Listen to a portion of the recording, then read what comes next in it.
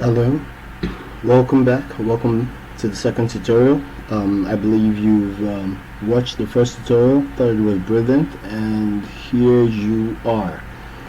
Or you skipped the first tutorial thinking I know the basics. Either way, congratulations. Thank you for coming back. Okay, I'm going to take the example that we worked with in the first tutorial of the IT repairs. I'm going to click here and say OK. We're going to be looking at working with the camera. We're going to be looking at adding your own images. We're also going to be looking at moving things in rather than just having them drawn. So that being said, if I click the lady over here and just zoom out, the lady will stay central as I zoom out. Okay, that's too much. And then if I click on the background on my canvas and click and drag, I can actually move the canvas rather than moving any of the items on the canvas. Okay, so I can move that across to the left a little bit over here.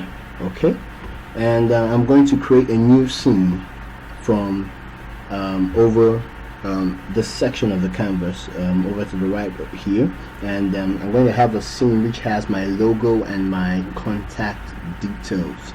So then I have the lady with my text, need help, IT systems acting up. Coming across over to this section of the canvas, we're going to have the company logo and some contact details. So if I go to my add image again, and this time rather than just search from the search field or go to our library to get an image, we're actually going to use Google to get an image this time around. You can actually browse your computer for an image and go off to find one from your pictures over here, like I said in our first tutorials, and that's probably where your logo should be in your pictures, but I'm going to just search Google for a logo. Now when bringing images into VideoScribe, you can either use SVG images. Now SVG images stands for scalable vector graphics, and that's the native format for VideoScribe. They will draw most effectively and they will look the best when using SVG images.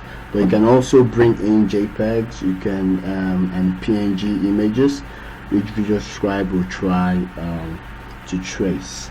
So going to Google, I'm going to type in logo here, and I'm going to search for a logo. Okay, that coming up, we'll go to images. Okay, we're just going to select an image here. Okay, let's I think let's go with the Twitter bed. Okay, let's say view image or view original image, and then I'm going to take that URL and I'm going to say copy, Control C. I'll come back to VideoScribe, go to user web URL, and I'll paste that in here, Control B, and I'll say OK. So VideoScribe, this is how you bring in images from the web or from your Google or from whatever browser you're using to get in VideoScribe. So here I have my Twitter bird, and what VideoScribe is trying to do here is find the outline of that bird in order to trace the bird. Now, depending on the image, there may be too many lines or there may be no lines at all. You need to just select the one that which best suits what you want, and you can go over to them, selecting them one after the other and see which best suits or draws better the way you like them. So once you get the one which with the trace that looks right, you click on it. But we're going to go with this because I think this is the one with the best trace so far. So so if I click on this, the image will now come into your canvas and be ready to be drawn.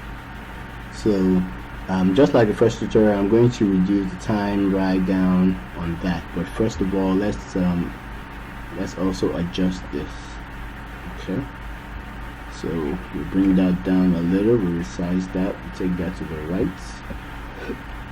Okay, that's good. So we'll come over here and we don't want this logo to take more than 3 to 4 seconds, so I think I'm going to take it down to, let's say 4 seconds. 4 seconds. Okay.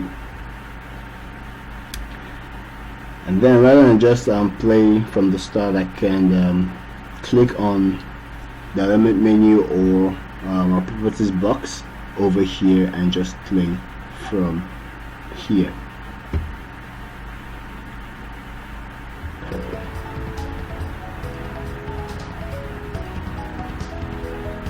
And you can see it does a pretty good job of drawing an image that is not containing any information where lines should be drawn. So now I'm going to what I'm going to do is I'm going to use camera positioning to set up my two scenes. So the first scene, I wanted to just have my lady and my two write-ups, each element, rather than just zooming in and out, which can make you a little dizzy and stuff like that. So I'm going to just have all these three elements, the lady and my two texts, all drawn from a perspective point of view. Okay, so if I click on the lady, okay, let's just let's set the scene 1 so that this doesn't come into the scene. So I'm just going to click here and drag that a little over here. Okay, I'll click this, put a little here, and this, and drag a little here, click on this, drag, and I keep it here. So this is my this is how I want my scene 1 to look. So if I click on the lady, I'll come to the bottom right on my timeline. Now if you come to the bottom right of your timeline, you're going to see a camera icon, and it says set camera, unlock the current canvas scale and position for the selected elements. So if I click on the lady and click on the camera icon at the bottom right here and say set camera, and when I do that, you will notice that this other camera icon right below the camera I just set becomes selectable, and that means that the camera position has been set for this element or for the lady.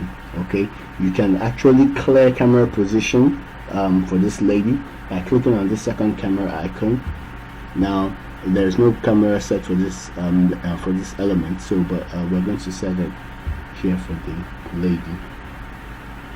So I'm going to click on the second item, need help, and I'm going to do the same thing. I'm going to come down here and I'm going to set camera.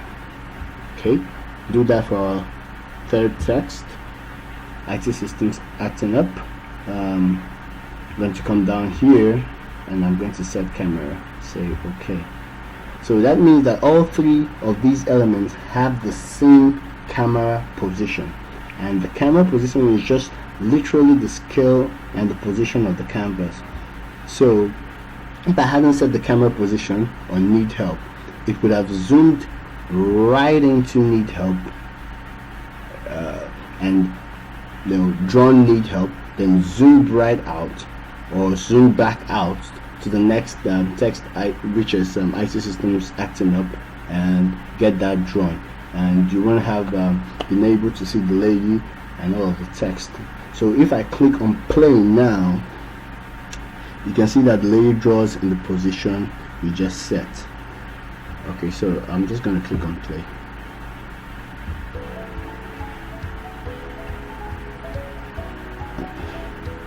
I'm going to reduce this from 10 seconds. It's quite boring, isn't it? Yeah. And then the text is drawn at the same camera position, and the last text is being drawn, and there is no zooming, no moving around. And when it comes to the logo, we haven't set the camera position, so it goes to default camera, which basically means it centrals the canvas and taking up the whole canvas, as you saw there.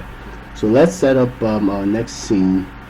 So basically, if I move the canvas over to the left here, okay, beautiful. Here we go. Okay, so remove that across. Sure. All right.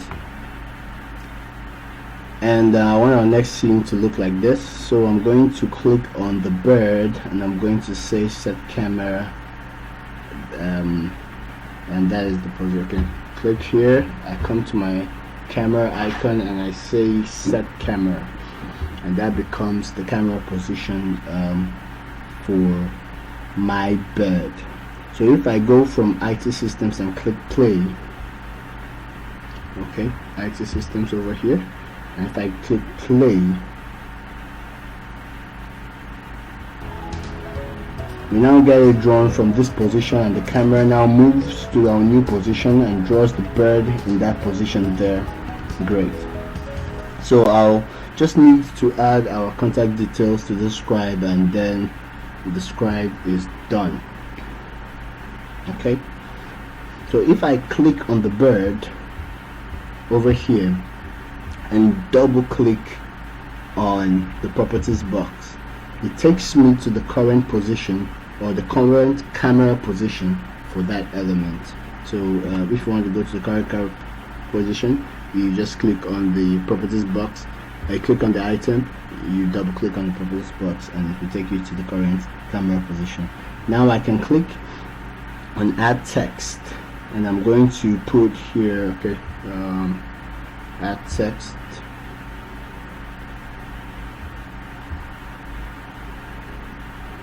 I want to put in our contact details, so I can say call us on, and then the phone number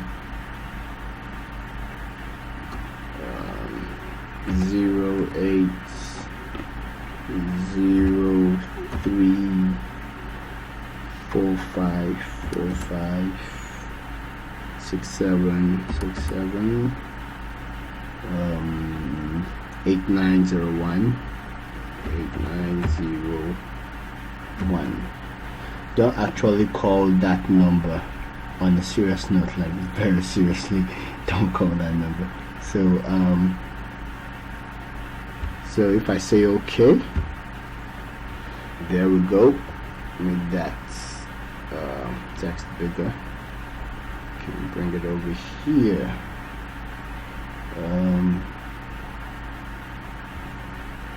I can center this text. Let's make it a little bigger. I can center this text by coming over here and clicking on this center text. So there we go, and okay, and click on OK. So our text is being centered. That's nice. And I must remember to set the camera position also. So let's go to the camera position and click set camera. So this has been selected. You come over here and we say set camera.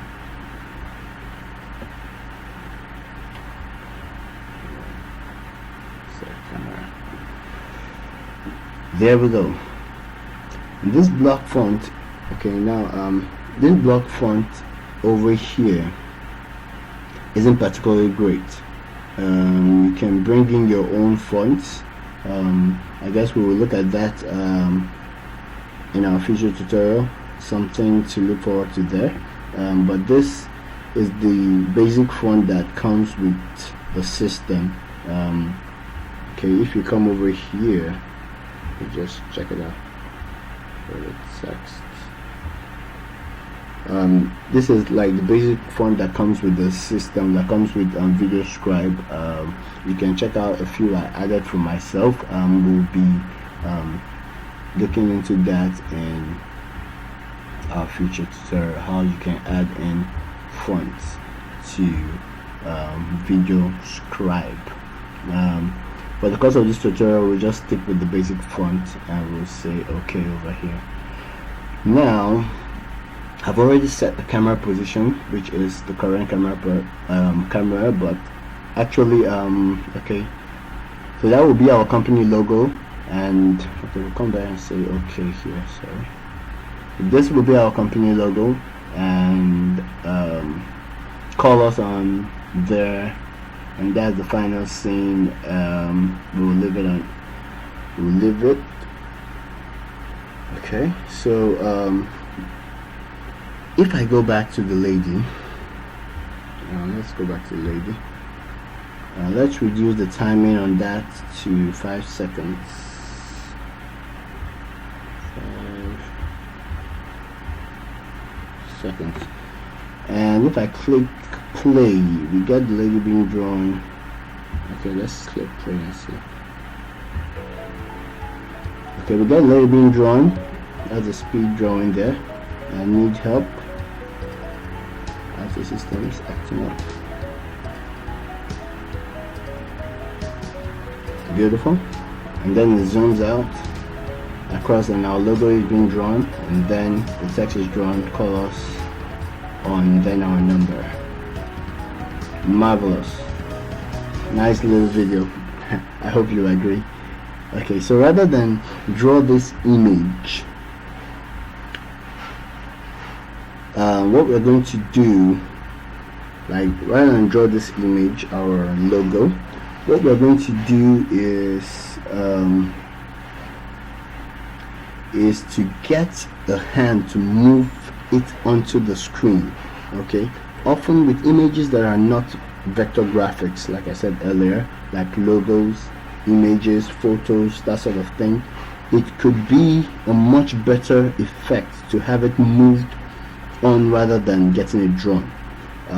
Sometimes the drawing doesn't just look realistic, like we can see on this scribe. So on this one, I'm going to use move in. So if I click on the properties button over here, if you notice on this element menu, I can draw on a normal style, I can morph, but I'm going to use this one today, move in.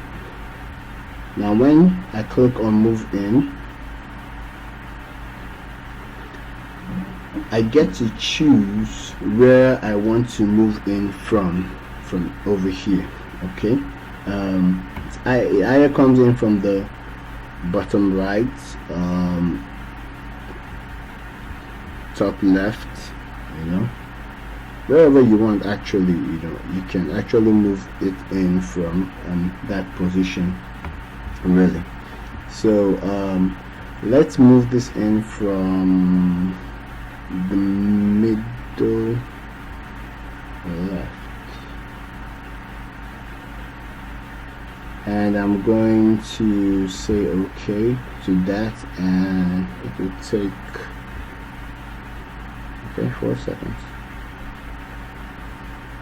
That's probably too long to move it in from there, because it's probably hasn't got very much far to go from there. So let's tell it to take 1.5 seconds. Say 1.5 seconds, and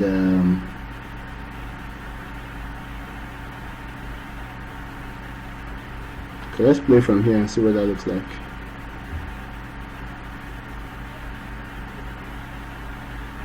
As you can see, okay, So I'm going to move it in from the bottom right.